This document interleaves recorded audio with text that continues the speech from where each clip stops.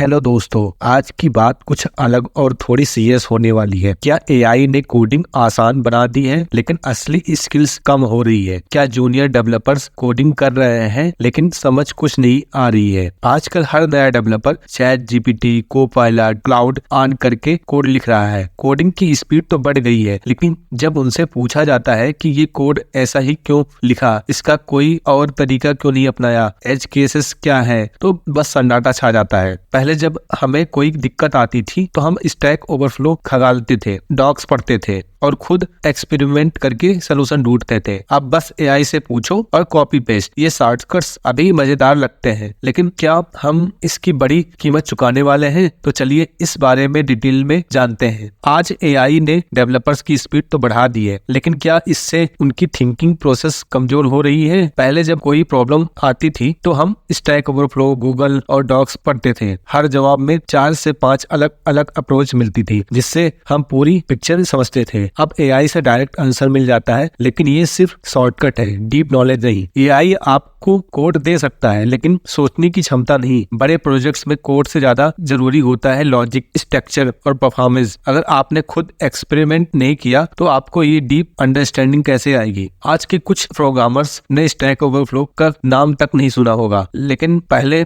अगर आपको कोई प्रॉब्लम आती थी तो पहले गूगल पे सर्च करते थे, फिर स्टैक ओवरफ्लो पर सवाल ढूंढते थे। वहां 10 लोग अपने अपने एक्सपीरियंस से जवाब दे रहे होते थे और फिर किसी एक जवाब से इंस्पायरेशन लेकर खुद से कोड लिखते थे। इससे हमें सिर्फ एक जवाब नहीं बल्कि पूरी डिस्कशन समझ में आती थी। अब एआई से सीधा आंसर मिल जाता है, लेकिन इसमें वो थॉट प्रोसेस गायब है। एआई आपको बताएगा कि क्या करना है, लेकिन क्यों करना है वो आपको खुद सोचना पड़ेगा, और यही लॉन्ग टर्म में सबसे बड़ी समस्या बनेगी। एआई से आपको एक सिंगल आंसर मिलेगा, लेकिन स्टैक ओवरफ्लो से आपको अलग अलग तरीके से कंपेयर करने को मिलेगा। एआई कहेगा ये कोड यूज करो, स्टैक ओवरफ्लो कहेगा ये कोड यूज करो, लेकिन ध्यान रखना कि परफॉर्मेंस पर असर डाल सकता है या स्केलेबल नहीं होगा। तो असली सवाल है, एआई से आपको कोड मिलता है, लेकिन क्या आपको वो समझ में आ रहा है? क्या आप ये जज कर सकते हैं कि एआई का जवाब सही है या नहीं? अगर नहीं, तो यही वो चीज है जहां आपको बेहतर बनने की जरूरत है। तो इस प्रॉब्लम का सलूशन क्या है? एआई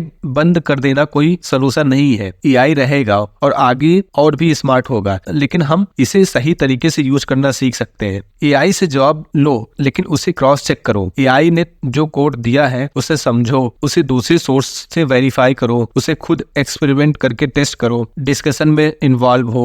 रेडिट, डिस्कॉर्ड, मेस्टोडोन या किसी भी प्लेटफॉर्म पे जाओ जहां स्मार्ट लोग रियल टेक्निकल डिस्कशन कर रहे होते हैं। वहां पर आपको वो असली सीख मिलेगी जो सिर्फ एआई से नहीं आएगा। कोड रिव्यूज को सिर्फ चेक करने का नहीं, सीखने का जरिया बनाओ। टीम में सवाल पूछो, इस अप्रोच से क्यों चुना? क्या कोई और तरीका बेहतर हो सकता था? अगर इसे स्केलेबल बनाना है तो क्या बदलना पड़ेगा? यही रियल लर्निंग होती है। खुद से कुछ चीज बनाओ। एआई से ऑर्थोडेक्शन सिस्टम लिखवाने से पहले खुद एक बार जीरो से बनाओ। हाँ, आपको कोड स्लोपी होगा, गलतियां होगी, लेकिन आपको हर लाइन की समझ होगी, और यही समझ लॉन्ग टर्म में आपकी सबसे बड़ी स्ट्रेंथ बनेगी। तो एआई रुकेगा नहीं। ओपन सोर्स मॉडल तेजी से एडवांस हो रहे हैं। जल्द ही हमारे फोन में आर्टिफिशियल जनरल इंटेलिजेंस होगा। पर सवाल ये नहीं कि एआई रहेगा या नहीं, सवाल ये है कि हमें इसे कैसे यूज करना है। एआई को शॉर्टकट नहीं, मेंटर बनाओ। कोडिंग को एक कॉपी पेस्ट गेम मत बनने दो, समझने की आदत बनाओ, क्योंकि वही आपको ग्रेट डेवलपर बनाएगा। तो आप कमेंट में बताओ कि एआई आपकी कोडिंग में कितना हेल्प करता है। क्या आप एआई के दिए हुए कोड से पहले समझते हो या डायरेक्ट यूज कर लेते हो? स्टैक ओवरफ्लो और एआई आपके हिसाब से कौन ज्यादा